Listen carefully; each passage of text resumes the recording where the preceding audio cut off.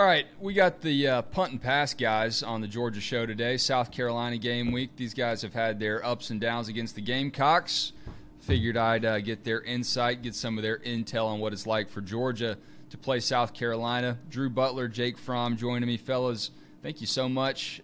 Pleasure to catch up with you. First of all, let's just start off with what y'all have going on. Jake, you're back in Athens. I understand the course load is back on your agenda. What's school like for you these days, man?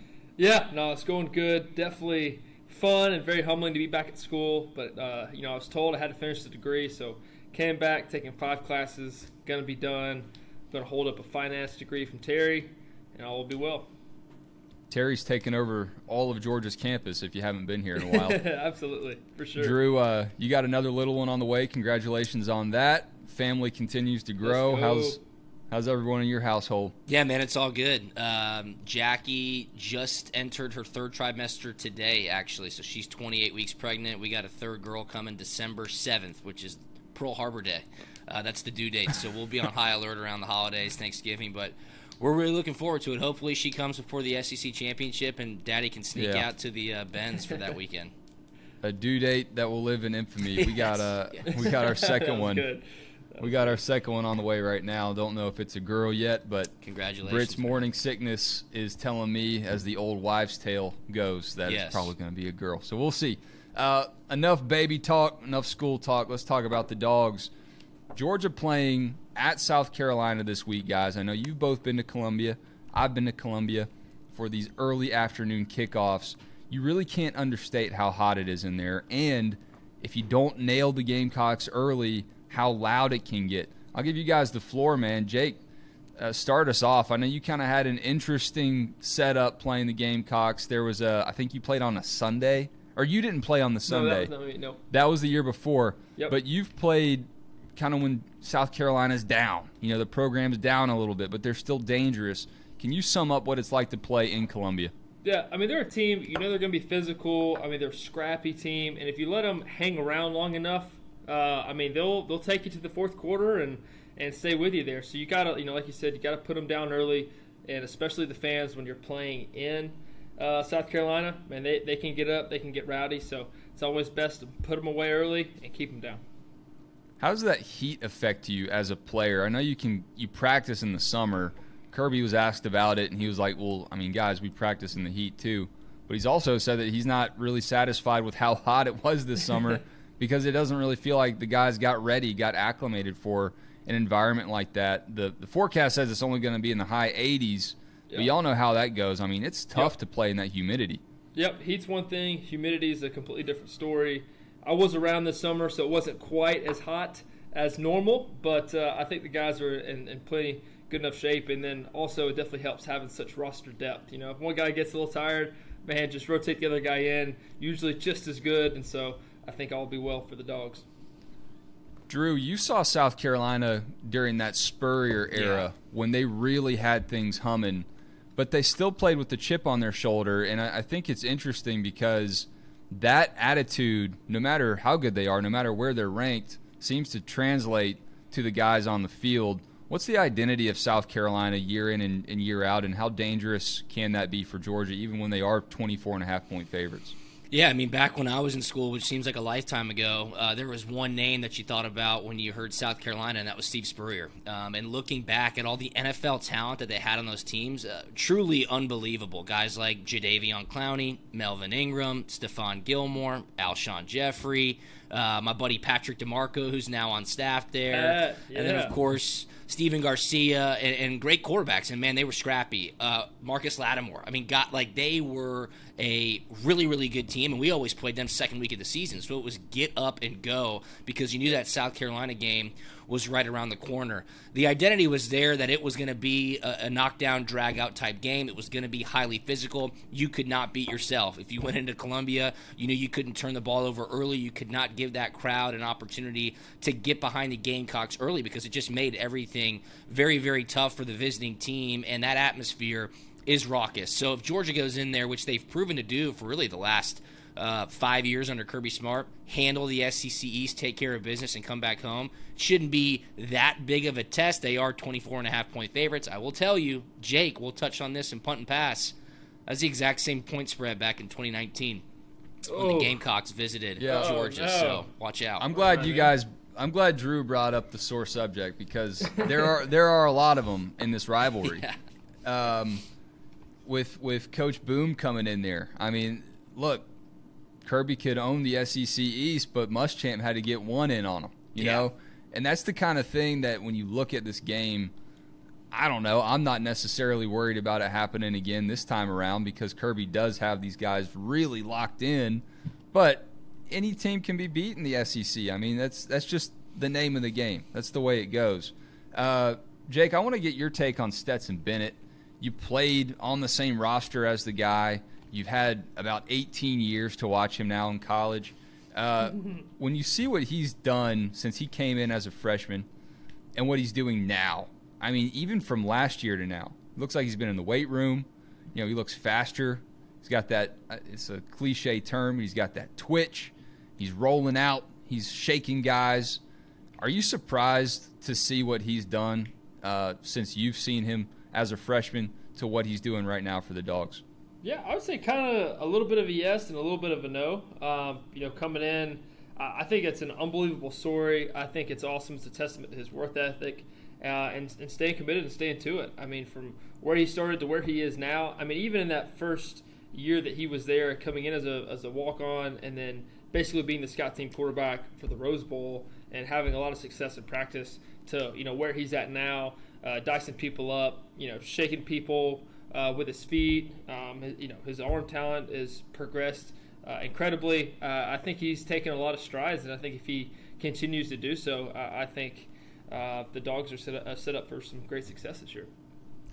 Drew, what's been the story of Stetson Bennett to you, kind of on the outside looking in? I know you've had some access to the program, but if you were to sum up what he's done and what can still be ahead for him with the people that doubt him, even within Georgia's fan base, does it perplex you to see guys still doubt what the mailman can do, or do you think that's just the name of the game because of his size, because of his measurables? I think that narrative of doubting Stetson heading into 2022 after all he accomplished in 2021 is just played out. That's done. That's over. Jake, how old are you now? Serious question. How old are you? 24. Yeah, I mean, Stetson's 24. He turns 25 at the end of October. He had the entire offseason to be with the ones. He's been with Coach Monken now for 3 years. He was the starting quarterback moving into 2022, and you saw that confidence. You saw that swagger. You saw that leadership in the Oregon game, which was a raucous atmosphere. I was there. It was wild. It was loud. Oregon, a top 11 ranked team, of course, being number 11, but it looked like the game moved slow to Stetson, which you always want to see for your quarterback. He does not get fazed by much of anything, and now not having to look over his shoulder, that just helps him go into a game and know, hey, this is my team, this is my offense, let me go in there and do what I do, and we'll have a lot of success. Yeah, hey, bringing up his age, he is a vet, and he's playing like a vet. He's starting fast, he's doing the right things.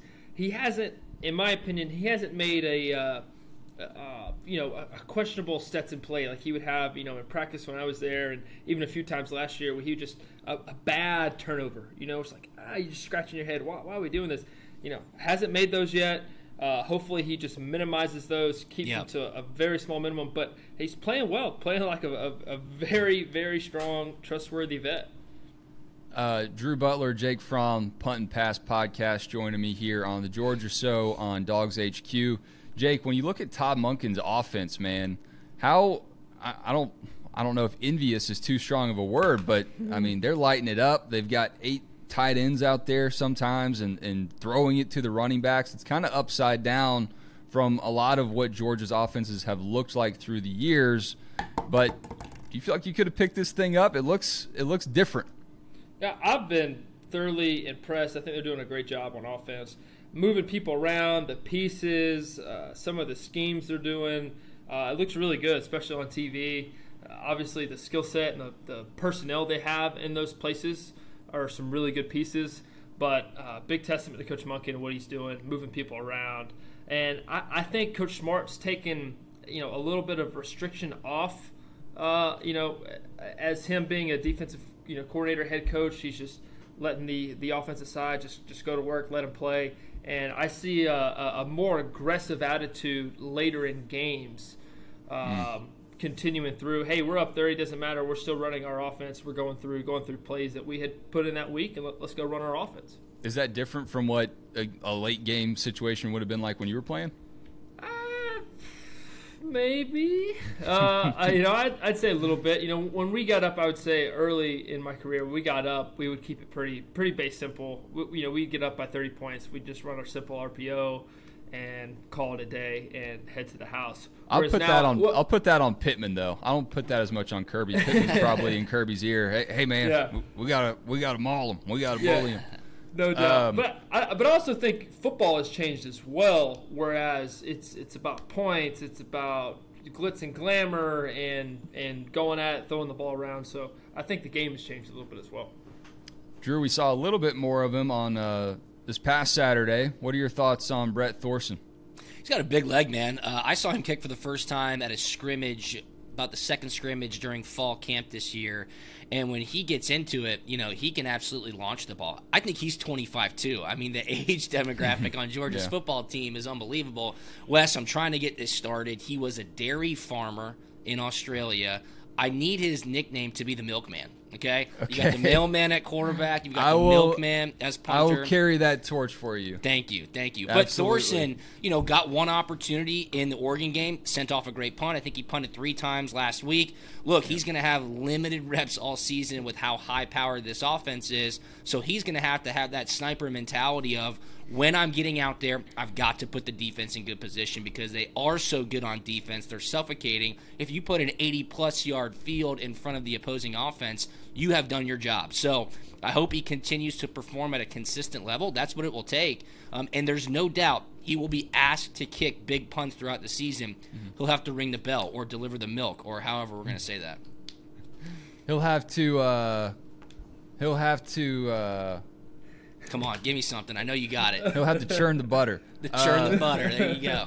Yeah, I mean, you look at Jake Camarda, dude, hitting the damn scoreboard at Jerry World and everything he did for the Dogs. Everyone's focused on replacing all that NFL talent on defense, man. Jake Camardas don't grow on trees either. No, they do not. I want to, before we get to predictions and wrap this up, you guys both know Shane Beamer. Shane was on the staff when you were playing Jake and Drew, specialist guy when your dad was coaching there too. Shane's a young guy, and he's bringing a lot of that young energy that Jake was kind of talking about as the game's changed, a lot of the glitz and glamour. You saw his SEC Media Days hype video. What is that guy all about? He does not strike me as being just like cut from the same tree, cut from the same cloth as his dad. I mean, his dad was just classic old Coach Beamer. Shane is like millennial hype man. Was he like that when he coached at Georgia, or do you think this is kind of a head coach persona that he's taken on? I would say it's pretty much him. He was the tight ends coach and special teams coordinator when I was here. Those guys always had nothing but great things to say about Coach Beamer. So I love Coach Beamer personally. I think he's going to do a great job there. It's going to be tough for him this weekend, but excited for him, his future there, and what he's doing.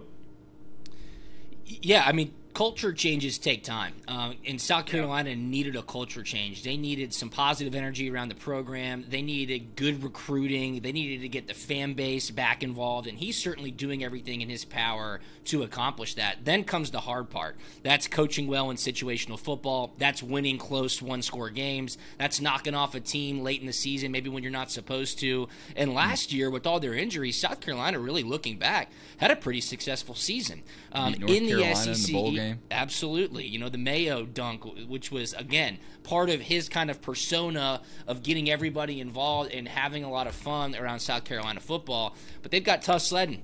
Georgia every year, Clemson every year. Tennessee looks pretty good this year. I forget who their SEC West opponent is. Maybe it's Mississippi State. I thought it was A&M. A&M, that's exactly right. Yeah, so it's gonna take time. Let him get maybe one more recruiting class in there. Then you have to put the product on the field. And as you've seen time and again, that's just tough to do in the SEC. So I wish nothing but the best for Coach Beamer. But he has certainly a different approach and mindset than a certain Kirby Smart. Yeah. And that will be seen this weekend as well. the On3 Gamecock Central South Carolina site did a kind of a side-by-side of the recruiting rankings, which I always think is interesting to look at. When you only look at the starters, it doesn't really tell the full story because Georgia has those guys and the backups and their backups. Yeah. But the matchups were a lot closer as far as those recruiting evaluations go than some people might expect. But then you look at, guys like Ladd McConkey as a recruit, no one really gave a damn about him, and he's clearly much better than those evaluations. So you got to take some of it with a grain of salt. Guys, last thing here, let's look at the game. Georgia, South Carolina. Jake, I'll give the floor to you first. What do you expect to see in the game? You got a score prediction, or do you just want to predict if Georgia covers?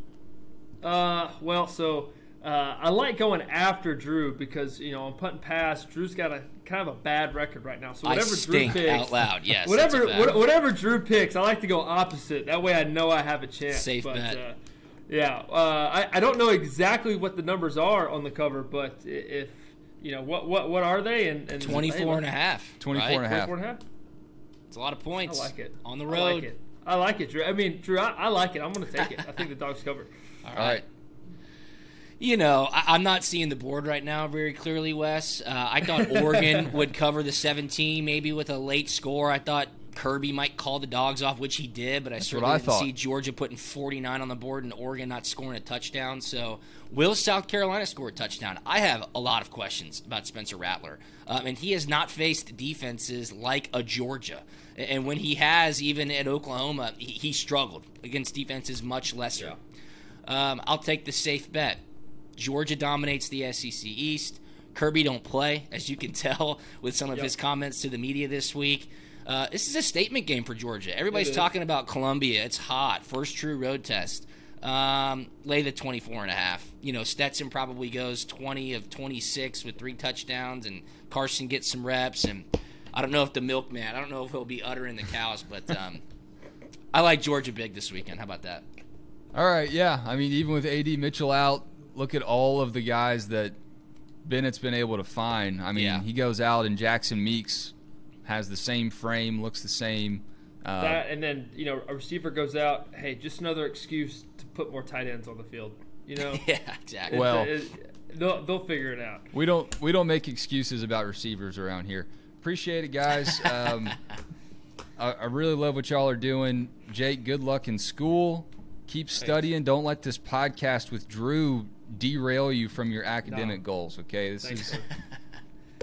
Drew's gonna try to get a lot of work out of you here, but you got to keep your priorities in line.